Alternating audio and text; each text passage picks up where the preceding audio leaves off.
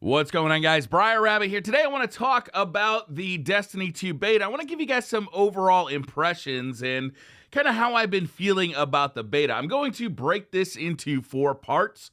There's going to be PvE pros, PvE cons, PvP pros, and then PvP cons.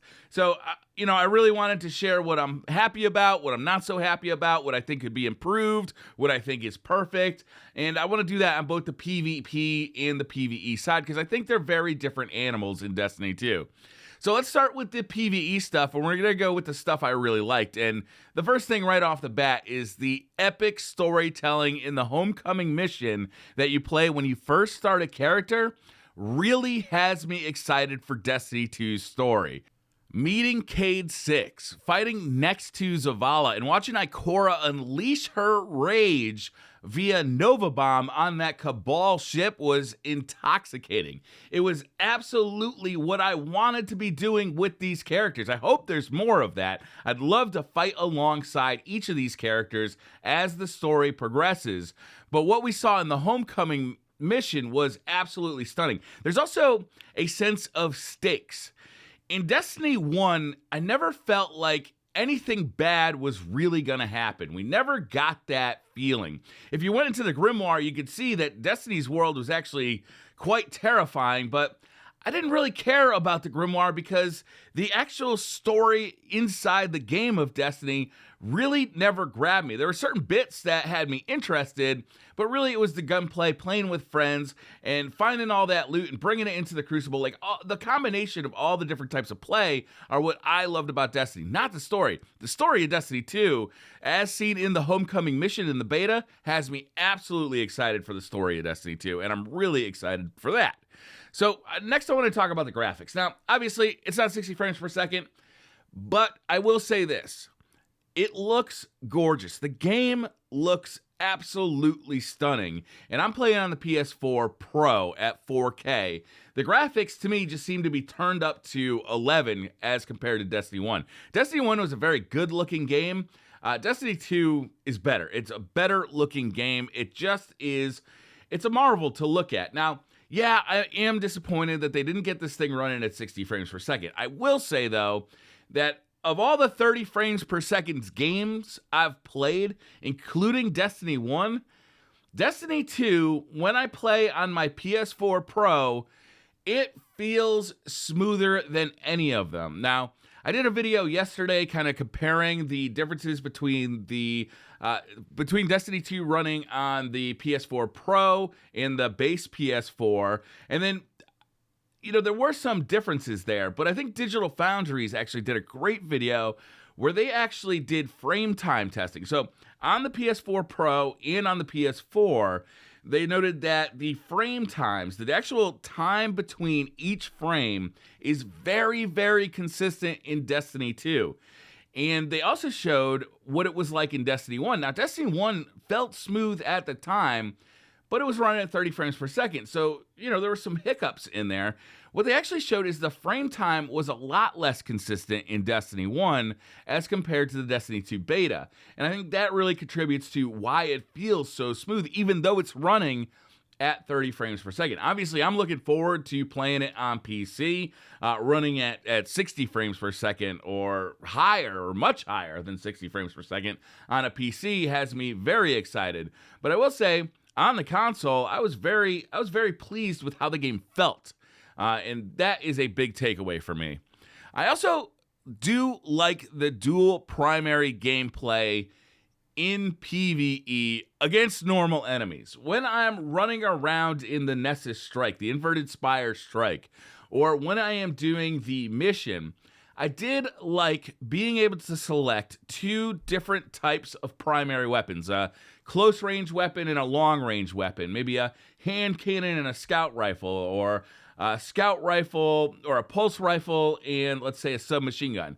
I liked being able to build my loadout in that way. That was fun against normal enemies. But I will say this, it does lead me into the cons, and that is against the boss at the end of the Inverted Spire. I did not like having to rely solely on my primary weapons. It just felt like it took forever. It reminded me a lot of vanilla Destiny fighting Valis Tuark and just spending like 20 minutes plinking away at him. To me, I definitely want there to be more power ammo in PvE. I think it's absolutely a necessity. And Luke Smith actually, has acknowledged this and said there will be more power ammo inside the main game when it comes out in September. But I wanted to point it out anyway, because while I didn't mind, or I actually enjoyed having the dual primaries against regular Cabal enemies in the Inverted Spire Strike, once we got to the boss, I just felt underpowered, and it got boring to just be plinking away at this guy for a very long time. So more power ammo is definitely a takeaway for me to get to a better place in PvE. Also, there just wasn't enough abilities and supers used in PvE. Again, going back to that strike, I never felt like I was the powerful guardian that I've come to expect out of Destiny. I was very much playing a waiting game for grenades. I was very much playing a waiting game for supers. And supers are one of the most fun parts about Destiny, is just popping that super at just the right moment and just laying waste to your enemies. It just doesn't happen enough in the current build of PvE. Now, we are going to see some changes to PvE with the release of the real game. We're going to get armor that increases our ability recharge time. So you'll be getting abilities faster. You'll be getting supers faster once you get better armor. That stuff's just not in the beta.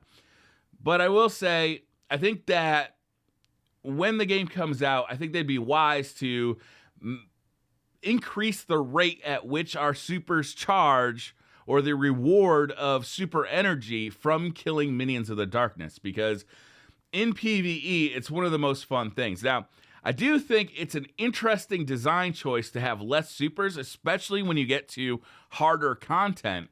Like in a raid where, let's say, we've become so used to popping bubbles, popping Night Stalker tethers, and just doing massive amounts of DPS to a boss, and actually skipping entire phases of a raid boss's kind of, his phases, like the last half of it. You can down Axis in 1 or 2 rotations instead of having to go through 3 or 4 like the boss fight was intended. That stuff is fun, but it does take away from some of the impact of those boss fights. So maybe, we'll have to see. Bungie is going to, if they can intelligently design encounters based around the lack of super abilities and power ammo, I'm all for it. But I don't want to see a situation where I always feel like I'm just waiting for a super and I'm plinking away at a boss because I just don't have any power ammo. My final thoughts about Destiny 2's PvE are that I still have no grasp on how much PvE content will be in Destiny 2. And this isn't so much a con as it is a concern. When I think about Destiny 2's story, I'm very excited about it, but I'm worried that we're going to blow through it in 8 hours. We'll blow through it on launch day, and then we'll be back into the repeating pattern of just playing strikes over and over and over again to level up our characters, get raid ready, and so on. What I'd like to see is something more along the lines of the Taken King, but amped up. I'd like to see stuff that is time released, right?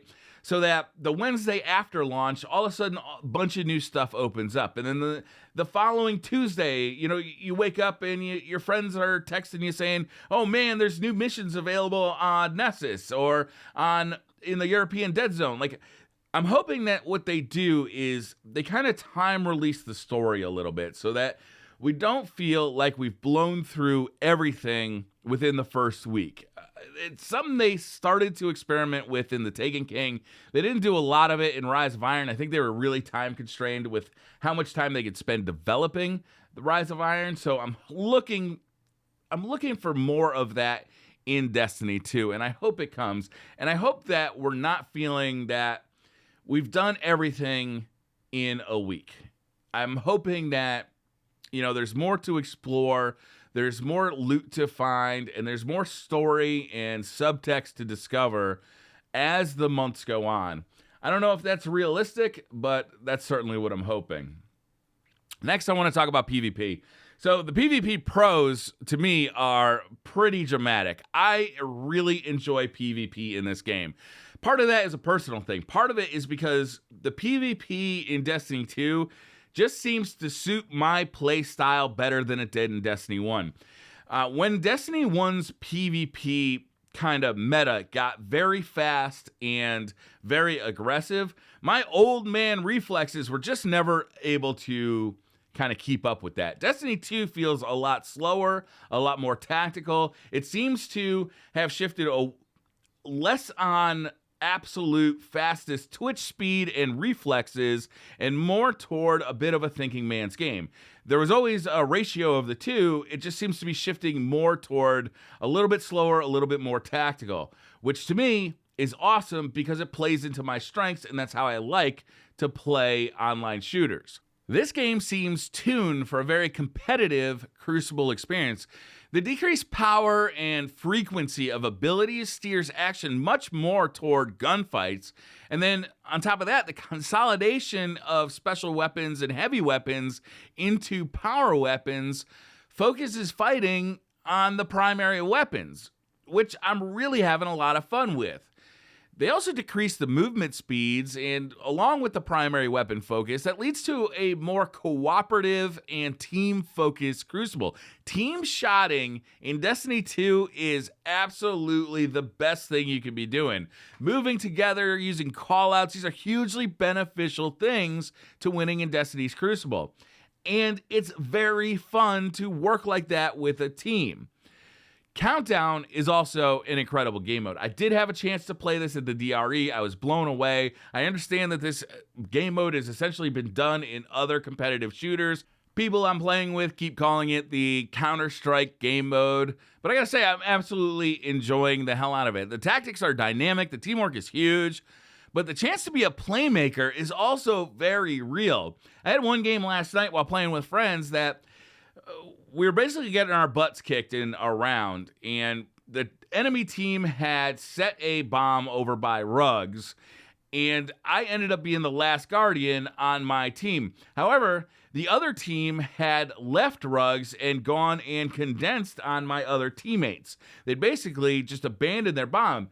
So what I was able to do is run to the bomb and stealth defuse it while they were still looking for me. Because the radar was so small, they didn't really know where I was until I had started to defuse the bomb. And by then it was too late. They couldn't get there in time, and I won the round, even though there was 3 or 4 of them alive, and I was the last member of my team.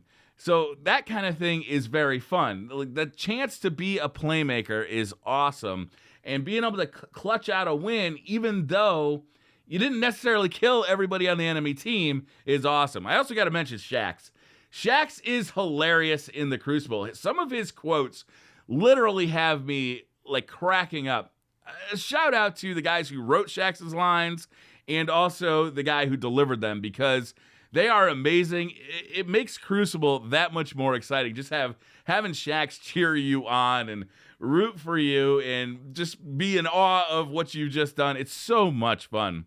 Next, I want to talk a little bit about the skill gap.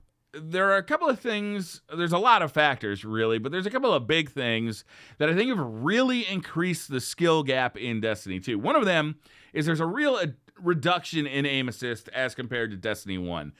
Guns are a little bit hard to aim. They're not as sticky as they were in Destiny 1, and I think that has increased the skill gap a little bit in Destiny 2.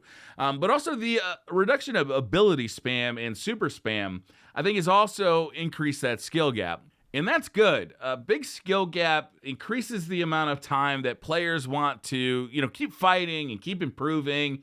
And it's fun to have a skill gap and to constantly feel like you can improve and get better and, just generally improve at the game that you love to play. But it can also lead to some PvP cons, and I'm going to just kind of lead into that right now. An increase in skill gap is great for people who are hooked on the game, and it can turn some casual players into hardcores. The kind of guy who plays every day, he looks for that edge every day, those real hardcore Destiny PvP fanboys. It can also have the opposite effect, though. if the skill bit gap is too big, especially for a sequel, trying to bring in new players, it can be a turnoff. Imagine a new player coming to Destiny 2. They play through the story. They're like, okay, let's check out the Crucible.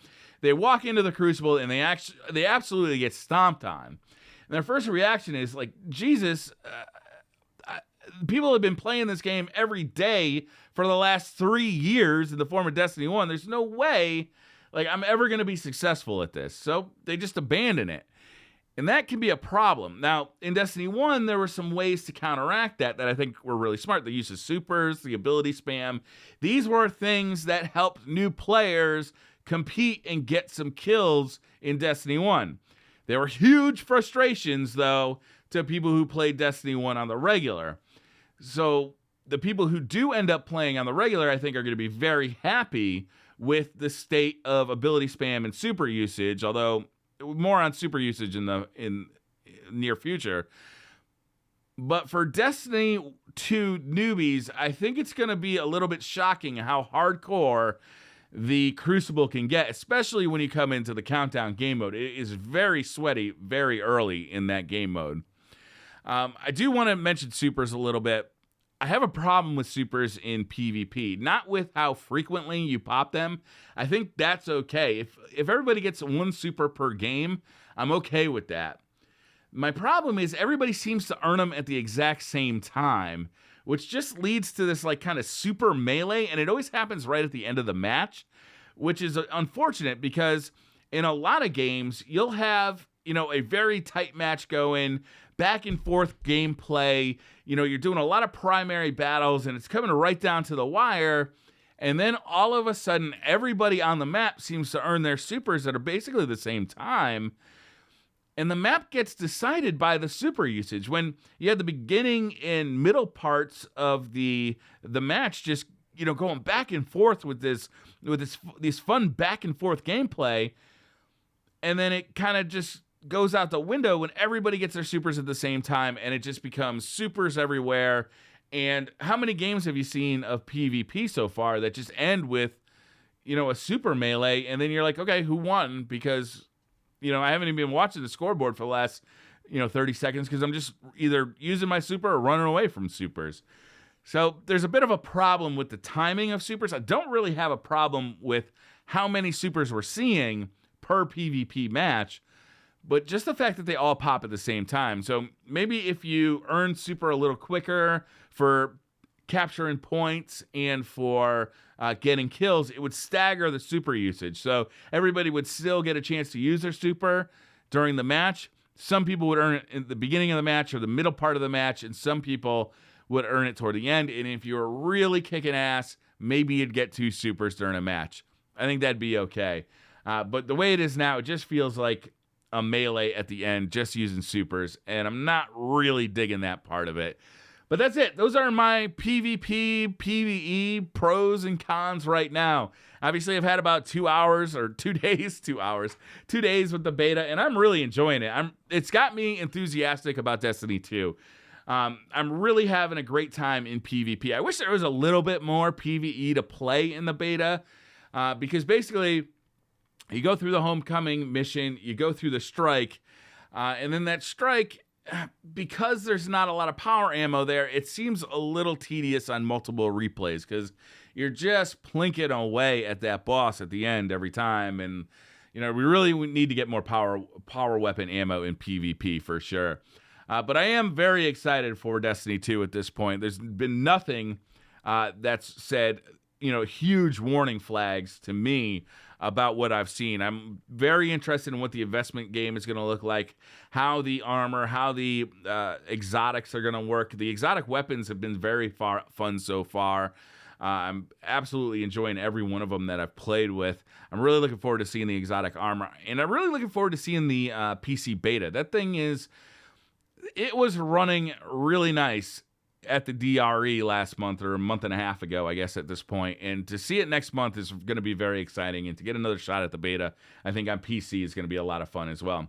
So that's going to do it for this video, guys. Let me know in the comments what you guys have thought about the beta so far. What are your comments? What are your concerns? What has absolutely blown you away that you weren't expecting? Let me know down in the comments below. Thank you so much for watching. I can't believe this video is going to be 20 minutes long, guys. I'm so sorry. I'll see you guys in the next one.